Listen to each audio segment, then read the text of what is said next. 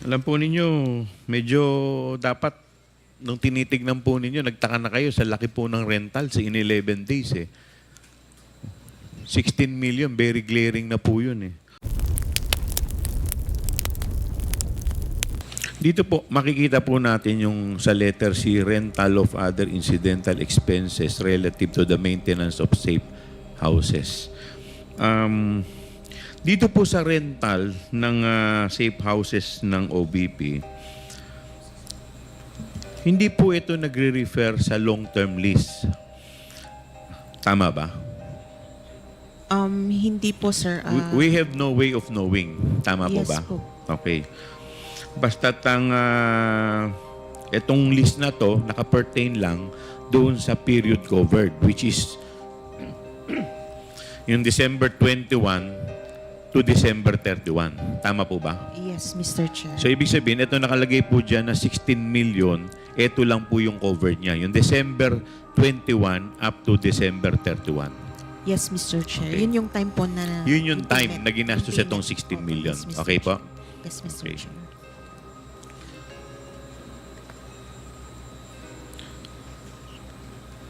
So, batay po dito sa joint circular na ginawa po sa OBP sa accomplishment report na to, ang DEPS po, yun ang source ng file. Tama po ba? Ang DEP, ang ibig sabihin po ng DEP, document evidencing payment. Tama po ba? Yes, Mr. Okay, Chair. so ang document evidencing payment is the acknowledgement receipt. Yes, Mr. Chair. So wala na pong iba. So wala po dyan yung contract of lease. Wala po, Mr. Wala Chair. po. So talagang pinaka-ebidensya lang niya na tinatawag natin is yung acknowledgement receipt na yung tao o kumpanya ay nakatanggap ng ganitong amount base po sa bayad. Tama po ba? Yes, Mr. Chair. Tama Okay, po. tama. So sa madaling salita, dito po sa 125 million na rent na confidential fund, lahat po yan, ang pinaka-ebidensya lang niya is acknowledgement receipt. Regardless, kay food, kay rentals, kay reward, lahat po yan pare-parehas lang yung ebidensya. Yes, Mr. Which is Chair. acknowledgement receipt. Tama po ba? Tama po, Mr. Chair. Okay, walang OR, wala lahat. Wala po, Mr. Okay. Chair. Tama. Now, punta po tayo dito sa rental ng houses. Ano pong specific mandate o programa ng OBP kung saan kinakailangan po ng OBP ang mga safe houses? Mr. Chair, May alam po ba kayo? ang nakalagay lang po dito sa accomplishment nila is yung program nila which is safe implementation of OVP initiatives and confidence building. Okay. So, eto, without giving names, meron po ba kayong idea o alam kung sino po ang mga nilagay nila dito sa safe houses na to? Sino yung mga pinatira nila?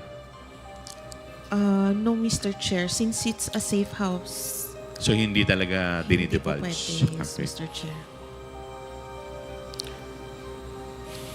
Okay. Pupunta po tayo dito sa isang acknowledgement receipt worth 1 million pesos. Napansin ko po dito, wala po dito sa acknowledgement receipt na kahit na anong detalye ng safe house. Hindi po nakalagay kung saan, wala pong lease contract, wala pong kahit na anong detalye except yung name lang po ng owner. Tama po ba? Tama po, Mr. Chair. Okay. At kung mapapansin din po ninyo, whether 1,500,000, 750,000, ang template po nila ay pare-parehas. Yes, Mr. Chair. Okay.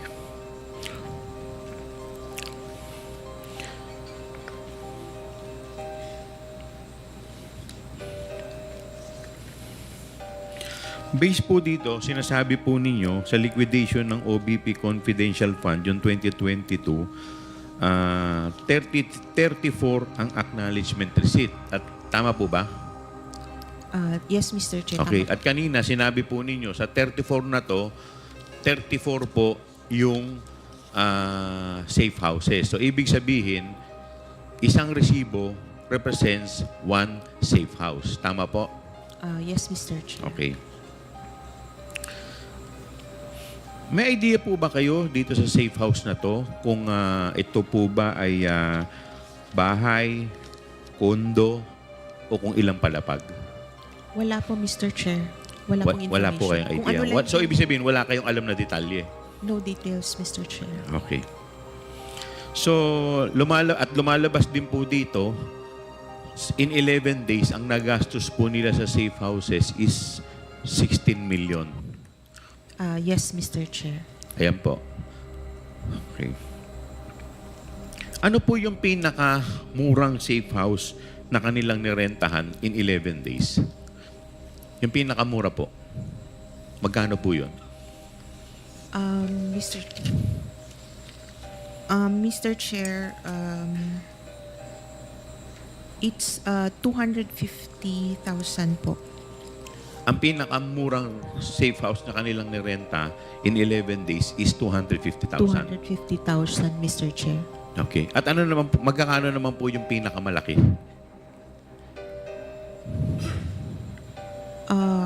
Mr. Chair, meron pong 1 million po, Mr. Chair.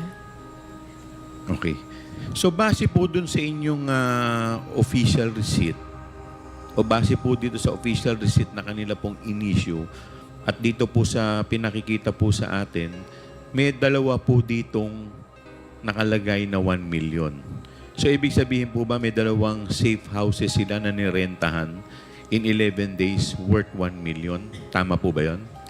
Tama po, Mr. Chair. Tama, okay. At dito po, nakalagay din po dito sa isang OR na worth 1 million, binayaran po nila to dated December 26 at yung isa naman dated ano ba ito isa? December 28. Tama po, Mr. Chair. Dalawa po kasi yung interpretation ko niyan.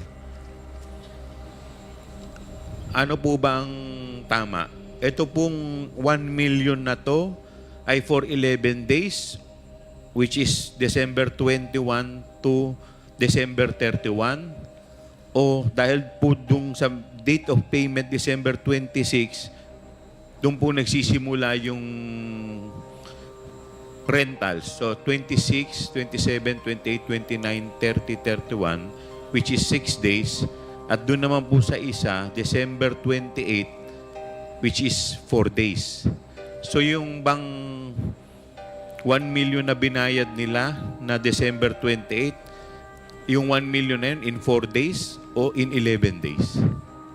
Mr. Chair, it just means na nung date na yun po, nabayaran yung recipient po.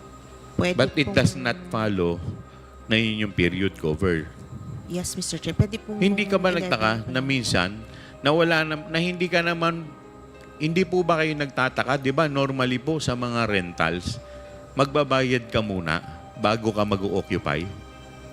Yes po, sa normal rental po. So ito po hindi normal. It's a safe house, Mr. Chair. Hindi. Tama po, I understand na safe house. Pero di ba na normally po pagka ganyan po, may mag-uupa, pag-uupahan po ninyo ang isang lugar, hindi ka naman makakapag-occupy nang hindi ka muna nagbabayad. Minsan, meron nga pong down payment, meron pang advance payment. Ang karamihan... Hindi, di ba yun naman, meron ka bang instance na nauna muna yung pagpasok bago yung bayad? Meron po bang instance na ganun? Nangyayari po ba yun?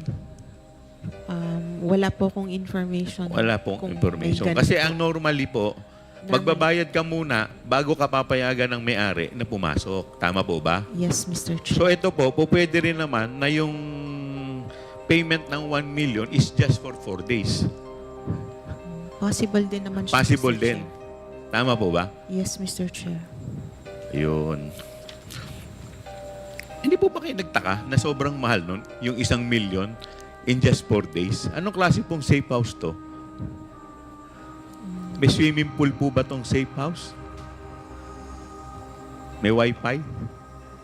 Sa BGC? May pakikita po ako sa inyong isang resort sa Shangri-La. Shangri-La, Boracay. Ang per night po nito is 22,500. This is a high-end luxury resort. It is just 25,000 per day.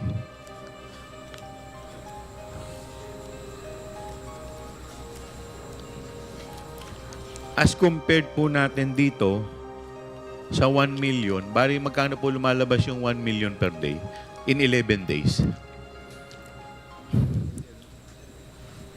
Magkano po ba yon sa 11 days, yung 1 million?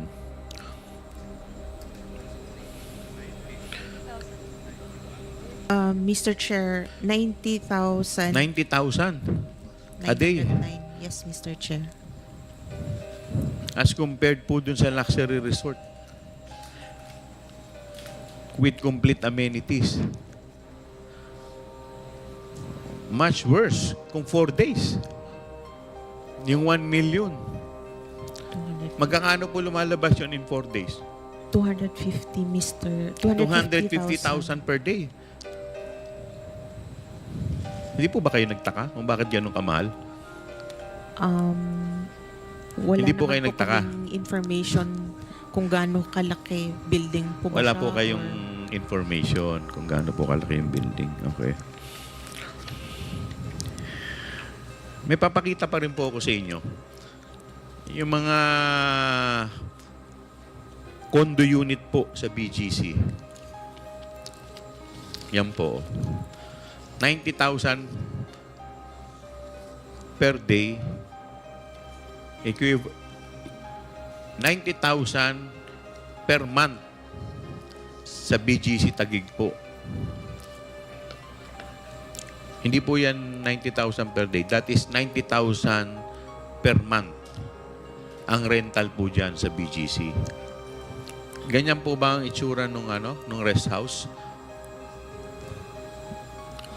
na narenta? Wala Yun- pong information. Wala po kaming information on the anong wala. klase pong safe house.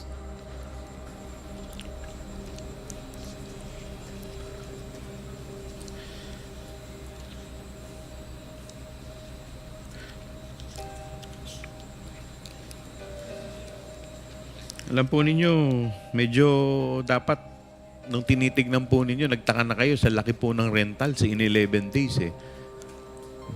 16 million, very glaring na po yun eh.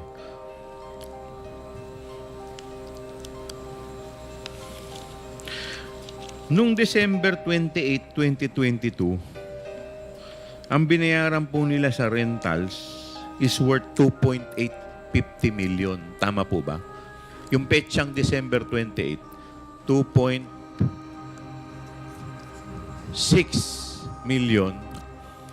At nung December 27, 3.7 at nung December 29. So in just 3 days, nagbayad po sila ng 8.750 million for the rentals. Hindi po ba parang bumili na po sila ng bahay niyan?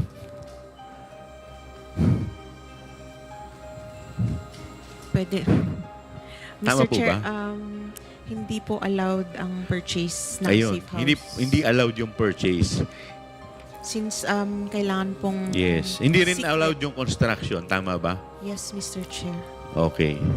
But that amount is equivalent to one house. 8 point something million. 8.7 million. Tama po ba? Lalong-lalo na kung sa probinsya. And we have 30... Ilan to? We have 32 ba to? 32 safe houses.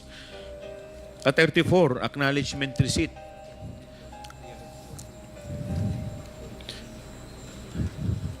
Total amount of 16 million in 11 days. Yes, Mr. Chair. Hindi po ba kayo nagtaka doon? Sa Ah, amount? Since safe house naman po siya, Mr. Chair. And Kasi hindi allowed. Hindi naman po rin namin alam kung ilan ang sine-safe house, ilang Kasi kanina sinabi po ninyo, one receipt is equivalent to one safe One house. safe house. Tama po ba? Tama po. Pero kung ilan yung taong ilalagay doon or kung sino mga yon, wala po kami. Ayan, pupunta po tayo information. dyan sa taong binabanggit po ninyo.